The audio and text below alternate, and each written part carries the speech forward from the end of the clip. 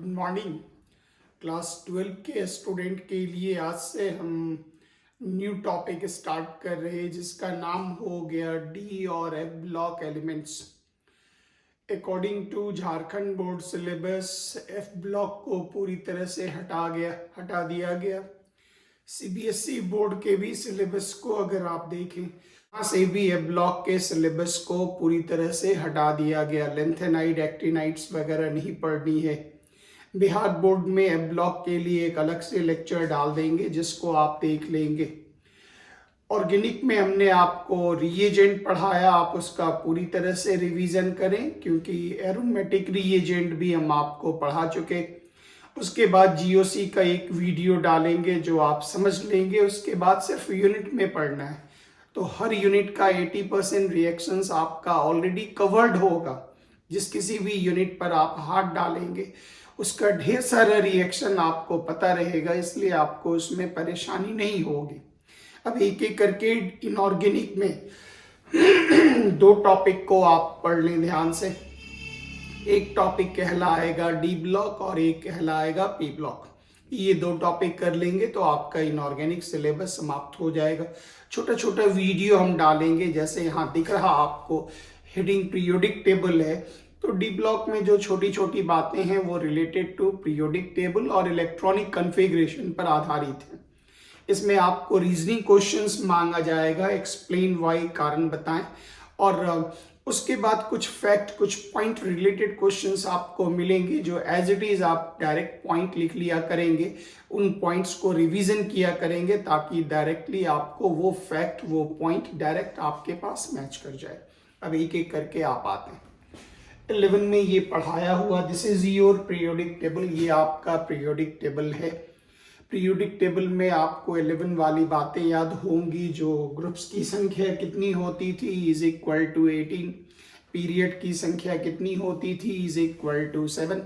तो जैसे period number 1 में हो गया हाइड्रोजन और हीलियम, शॉर्टेस्ट पीरियड, सबसे छोटा पीरियड है। पीरियड नंबर 2 में हो गया lithium, beryllium, boron, carbon, nitrogen, oxygen, fluorine और नियॉन।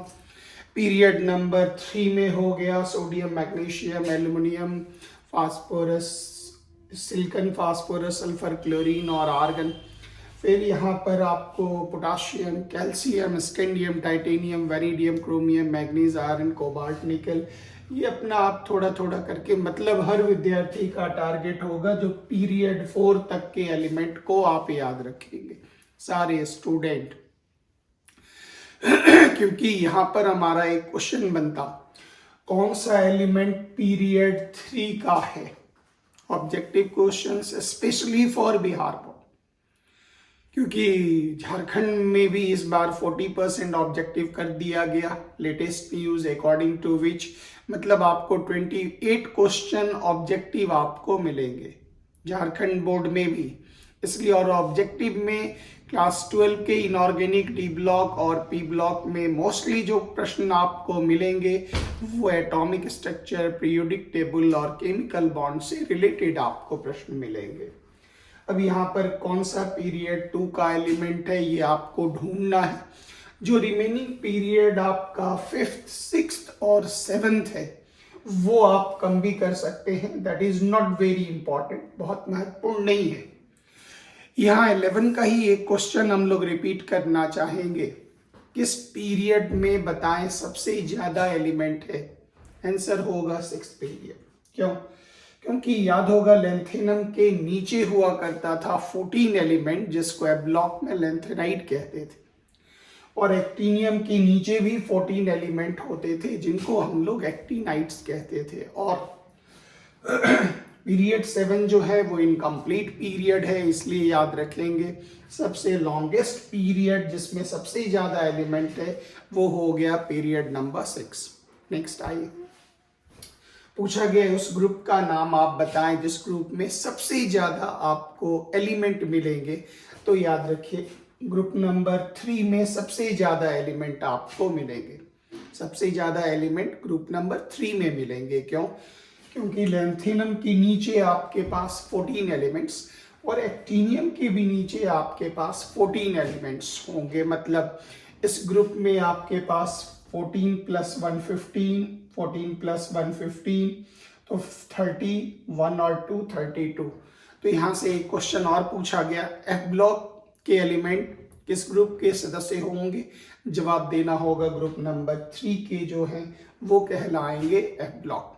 तो ये जो एक रिवीजन पार्ट हमने डाला, तो इसका हेडिंग हमने पीरियोडिक टेबल इसलिए डाला क्योंकि ये वो बातें हैं जो क्लास 11 से उठाकर क्लास 12 के बच्चों से पूछी जाती हैं। नेक्स्ट आइए, this is your S block. तो सबको पता है एस ब्लॉक में दो ग्रुप होते, ग्रुप नंबर 1 और ग्रुप नंबर 2 एस ब्लॉक में हो गए, जिसमें याद होगा हाइड्रोजन आपका हो गया मतलब नॉन मेटल, और ग्रुप नंबर 1 के रिमेनिंग एलिमेंट्स हो गए, याद होगा इनका नाम हो गया अल्कली मेटल्स। तो आपसे हम टीचर ये पूछ सकते हैं, आप ये बताएं ग्रुप 1 के एलिमेंट को हम क्या कहते? वो लिख देंगे alkali metal, alkaline earth metal, noble gas, chalcogen, कुछ नाम हम टीचर दे देंगे। अलर्ट रहिएगा, ग्रुप 1 के एलिमेंट्स को हम लोग नाम देते अल्कली मेटल्स। या फिर क्वेश्चन घुमाकर पूछा गया अल्कली मेटल किस ग्रुप के सदस्य हैं? तो अलर्ट रहिएगा, ग्रुप 1 के सदस्य हैं अल्कली मेटल्स। फिर आपसे पूछा गया ग्रुप 2 को हम किस नाम से जानते हैं? तो ग्रुप 2 को हम लोग अल्कलीन अर्थ मेटल के नाम से जानते हैं। फिर इसी को रिवर्स करके पूछा गया, आप ये बताएं अल्कलीन अर्थ मेटल, सिर्फ उल्टा करके आपको फिर दिया गया।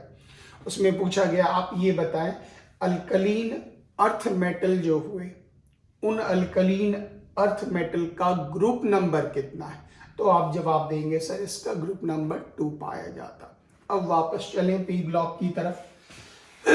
पी ब्लॉक में हर बच्चे को पता होगा ग्रुप नंबर 18 को हम लोग नाम देते नोबल गैस।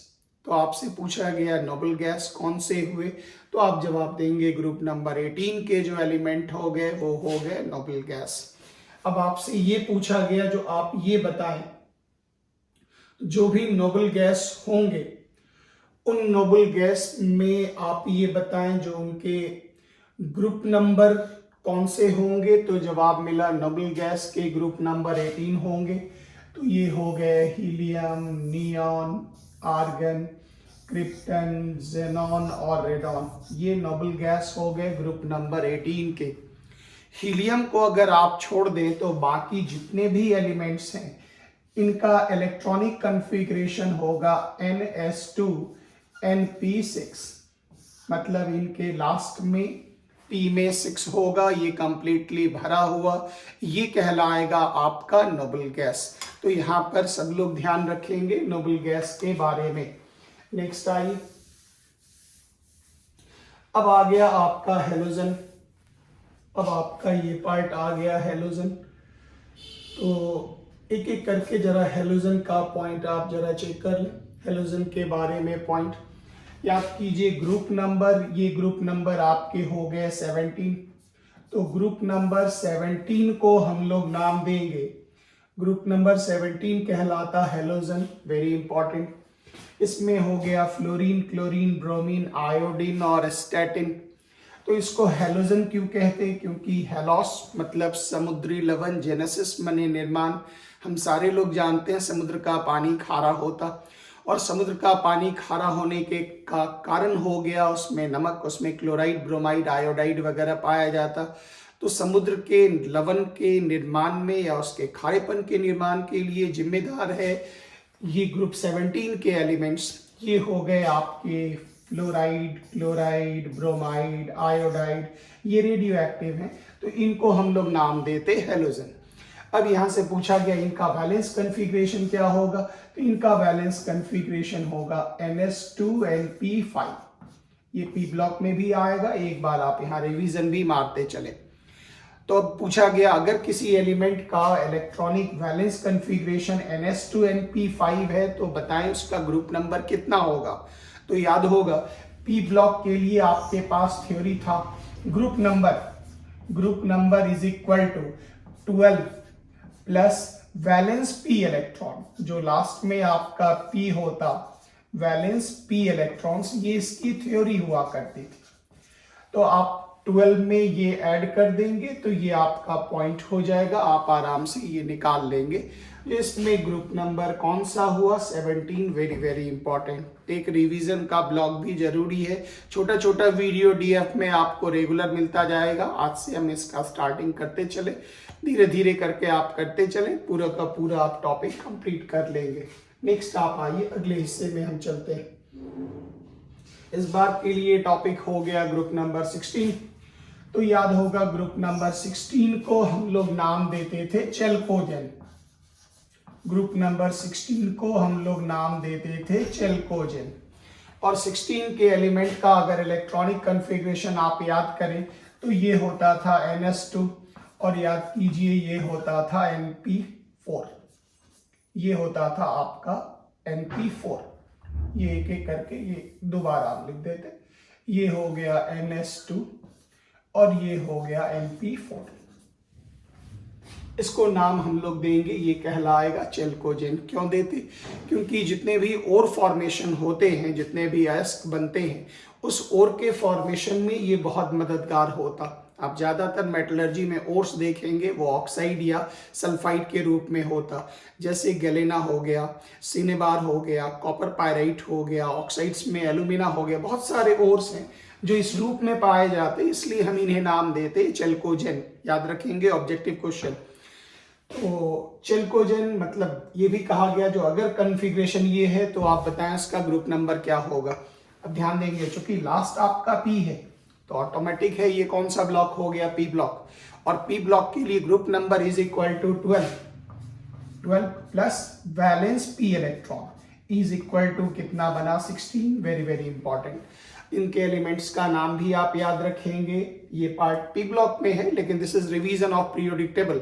इसमें हम आपके पीरियोडिक टेबल का रिवीजन करते जा रहे हैं, जिसमें आप पीरियोडिक टेबल के बारे में जितनी चीजें 11 में पढ़े थे उनसे पूछे जाने वाले क्वेश्चंस को आप एक बार बारीकी से देखेंगे। This is very important. ये आपका टर्म हो गया एक इंट्रोडक्शन अबाउट ग्रुप नंबर 16। उसके बाद फिर आपके पास टर्म आया वो हो गया ग्रुप नंबर 15। तो गौर करें, ग्रुप नंबर 15 को हम लोग नाम देते, ये कहलाता निकोजेन। ये कहलाता निकोजेन। ये थोड़ा साइलेंट होता P, ये कहलाता निकोजेन। निकोजेन वर्ड का मतलब होता सफोकेटिंग, दम घोटू। तो ऐसा मतलब ये नहीं जो ये पॉइजनस गैस है, ऐसा कुछ भी नहीं है। लेकिन नाइट्रोजन के सिलेंडर में किसी आदमी को रखा जाए या उसको डुबाओ कर मतलब सर उसका नीचे करके 2 मिनट रखा जाए तो उसकी मौत हो जाएगी। तो ऐसा नहीं जो नाइट्रोजन जहर है, क्योंकि एटमॉस्फेयर का तो 78% नाइट्रोजन है, बट ऑक्सीजन डेफिशिएंसी के कारण, ऑक्सीजन की कमी के कारण नाइट्रोजन में जहां भी रखा जाता है जिस चीज को, लिविंग चीज को, उसको बहुत दम घुटता रहता है, बिकॉज ऑक्सीजन की कमी हो जाती है। इसलिए इस ग्रुप का नाम दिया जाता है निकोजेन। इस ग्रुप के इलेक्ट्रॉनिक कॉन्फ़िगरेशन को अगर आप ध्यान देंगे तो ये होगा आपका NS2 और ये कहलाएगा NP3। अगर इस आधार पर पूछा गया जो अगर किसी एलिमेंट के वैलेंस इलेक्ट्रॉनिक कॉन्फ़िगरेशन में, वैलेंस सेल में अगर NS2 NP3 है तो बताएं ग्रुप नंबर कितना होगा। तो कंफ्यूज करने के लिए याद रखिएगा हम टीचर देंगे group number 3, group number 5, group number 13, group number 15। Confuse करने के लिए हम पूरा देंगे, आप अलर्ट रहेंगे। P ब्लॉक के लिए आपके पास सिंपल समझ है। P ब्लॉक के लिए जो group number is equal to 12, group number is 12 plus last valence में जो आपके P इलेक्ट्रॉन है वही आपके ग्रुप नंबर हुआ करेंगे। इसका मतलब हो गया इसके ग्रुप नंबर हो गए 15। अकॉर्डिंग टू क्लास 12 सिलेबस आपके पास P ब्लॉक में पढ़ने के लिए ग्रुप नंबर 15, 16, 17 और 18 है। 17 और 18 तो बहुत छोटा है, इन दोनों पर ध्यान देंगे तो आपका P ब्लॉक का टॉपिक बहुत आसानी से कंप्लीट हो जाएगा। It's a very simple topic. ये हो गया आपके P ब्लॉक के बारे में थोड़ा सा इंफॉर्मेशन, थोड़ी सी आइडिया। अब इसके बाद हम चलते हैं अबाउट डी ब्लॉक। तो गौर करें, ये आज के लिए टॉपिक में ही मेरे पास लिस्ट है, वो है डी ब्लॉक। तो डी ब्लॉक में फर्स्ट पॉइंट याद करें, जो डी ब्लॉक के पोजीशंस होते हैं, डी ब्लॉक में जो एलिमेंट के पोजीशन होते हैं, याद रखिएगा ये सारे एलिमेंट ये एस ब्लॉक और पी ब्लॉक के बीच में पाए जाते हैं। ये टोटल एलिमेंट जो आपके होंगे वो एस ब्लॉक और पी ब्लॉक के बीच में पाए जाते हैं। First point very very important. और याद होगा इसी कारण से डी ब्लॉक के मेटल्स को हम लोग नाम देते थे ट्रांजिशन मेटल्स। इनको हम लोग नाम देते थे ट्रांजिशन मेटल्स। नाम क्यों देते थे तो याद कीजिए, इनको इसलिए, चूंकि ये हमारा न्यू इंटरैक्टिव पैनल है, ये एलजी का स्मार्ट बोर्ड है, तो ऑटोमेटिक है, थोड़ा सा एडजस्ट होने में दिक्कत होगा, जो है राइटिंग वगैरह गड़बड़ी होगी, धीरे धीरे प्रैक्टिस करके हम ठीक कर देंगे। ऑनलाइन में जितने भी बच्चे केमिस्ट्री में जुड़े हुए हैं उन सारे बच्चों के लिए ये न्यू स्मार्ट बोर्ड ला दिए ताकि इससे काम आसान हो जाए। जितना भी हम इसमें काम करेंगे वो एक क्लिक में पूरी तरह से हट जाता। इससे आपका वक्त बचेगा, आपका मोबाइल का डाटा पैक बचेगा। जो चीज़ हम 20 मिनट में पढ़ाते थे वो 12 और 15 मिनट के अंदर पढ़ा देंगे, जिससे आप स्पीडली ये काम कर पाएंगे। यही इसका बेनिफिट है, जिसके चलते ये न्यू टेक्नोलॉजी है, हम भी धीरे धीरे सीख रहे हैं और धीरे धीरे एडजस्ट करेंगे। तो अब ये था आपके पास जो हम आपको डी ब्लॉक के बारे में बता रहे थे, पूरा जो what do you mean by D block. तो ये हो गया डी ब्लॉक एलिमेंट के बारे में। अब फॉर्चुनेटली अभी तक जैसे आप इनऑर्गेनिक में एस और पी के बारे में पढ़ेंगे तो ये ग्रुप वाइज पढ़ा जाता। ग्रुप वाइज पढ़ा जाता मतलब जैसे कोई एक ग्रुप पकड़े तो उस एलिमेंट के बारे में आप टोटल प्रॉपर्टीज पढ़ेंगे। टोटल प्रॉपर्टीज का मतलब उसका radius, ionisation enthalpy, electron gain enthalpy, melting point, boiling point, सारी चीज़ों को आप पढ़ेंगे।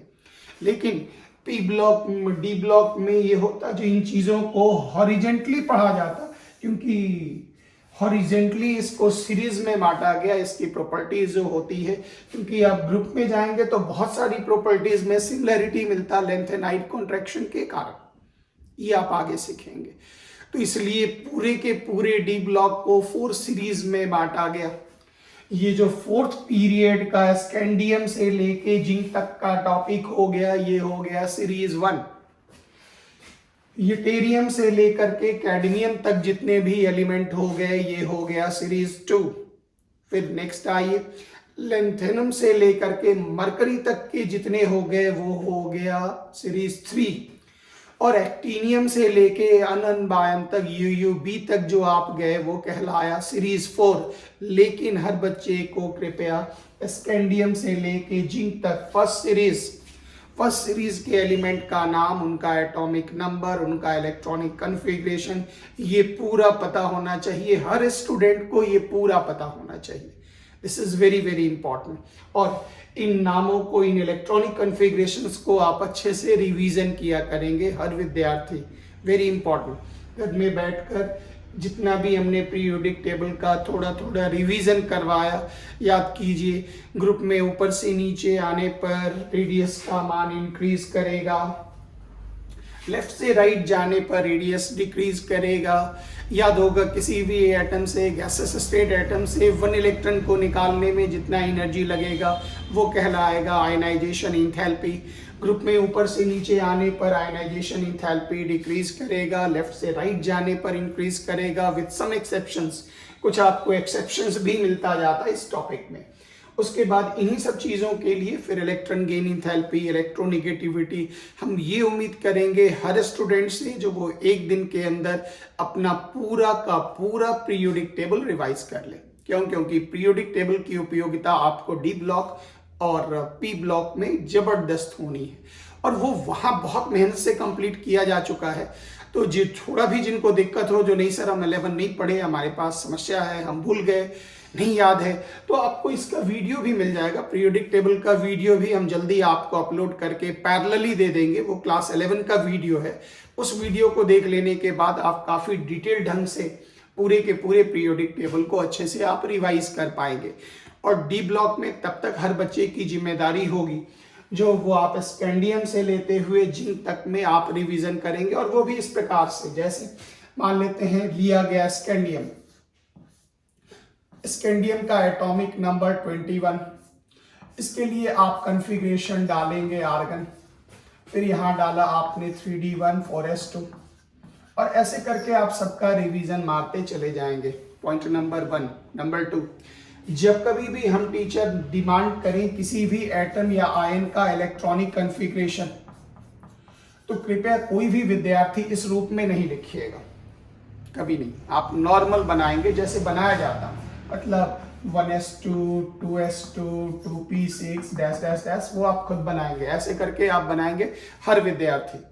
और फिर रीअरेंज का चक्कर मत रखिएगा, ऐसा नहीं जो आपने लास्ट में 4s2 पहले भर दिया और फिर उसके बाद 3d1 लिख रहे हैं, ऐसा अगर अंत तक दिख गया तो हम आपको 0 मार्क्स देंगे।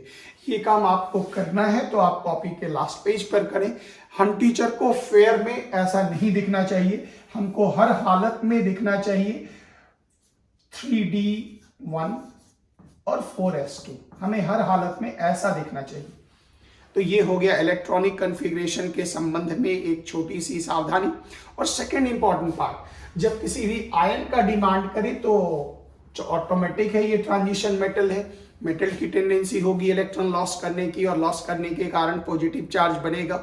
और पॉजिटिव चार्ज का मतलब ही हो गया, आप जब भी इलेक्ट्रॉन का रिमूवल करेंगे वो लास्ट से करेंगे। मतलब इलेक्ट्रॉन निकालना है, 1 इलेक्ट्रॉन यहां से निकालें, एक और निकालना है पूरा निकालें, फिर एक और निकालना है पूरा। मतलब जो भी इलेक्ट्रॉन का आप रिमूवल करेंगे वो रीअरेंज करने के बाद अंतिम से करते चले जाएंगे। जैसे हम कई बार आपसे बोलेंगे, जो बताइए निकल +2 का इलेक्ट्रॉनिक कॉन्फ़िगरेशन लिखिए, कई बार बोलेंगे Fe3+ का कॉन्फ़िगरेशन लिखिए, कई बार बोलेंगे क्रोमियम 3+ का कॉन्फ़िगरेशन लिखिए, अनपेयर्ड इलेक्ट्रॉन बताइए। ये चीज़ें आप कर पाएंगे क्योंकि 11 में हमने काफ़ी मेहनत इस जगह पर किया था, तो ये चीज़ें आप आराम से कर पाएंगे। It's a very very simple. उसके बाद जैसे मान लेते हैं इलेक्ट्रॉनिक कॉन्फ़िगरेशन पर हम उतर गए, अनपेयर्ड इलेक्ट्रॉन में याद होगा डी में ऑर्बिटल की संख्या कितनी होती है, इज इक्वल टू 5। अगर D1 कॉन्फ़िगरेशन है तो अनपेयर्ड इलेक्ट्रॉन 1, D2 है तो 2, D3 है तो 3, D4 है तो 4, D5 है तो 5 अनपेयर्ड इलेक्ट्रॉन, D6 है तो अनपेयर्ड इलेक्ट्रॉन 4, D7 है 3, D8 है 2, D9 है 1, D10 अनपेयर्ड इलेक्ट्रॉन 0।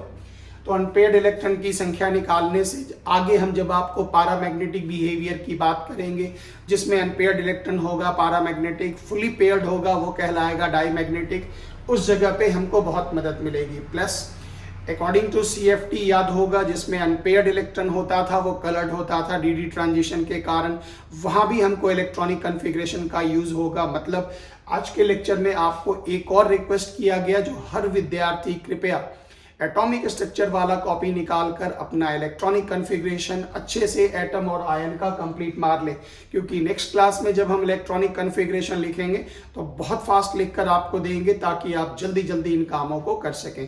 आज के लिए होमवर्क में हम आपको इतना ही दे रहे। Thank you very much. जय हिंद।